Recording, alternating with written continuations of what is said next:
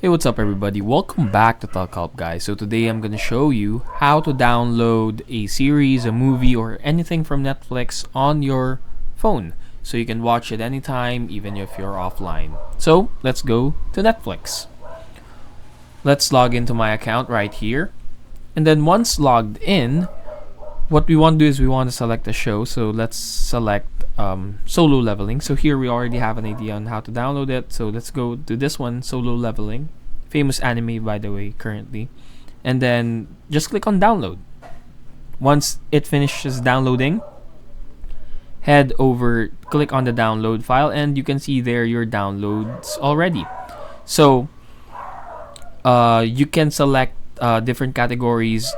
Netflix will give you an option to view the series, the movies that you can download. So be sure to check that out as well, so you have an idea, because not all of the shows can be downloaded on Netflix. So yeah, just click on download and then it'll appear there.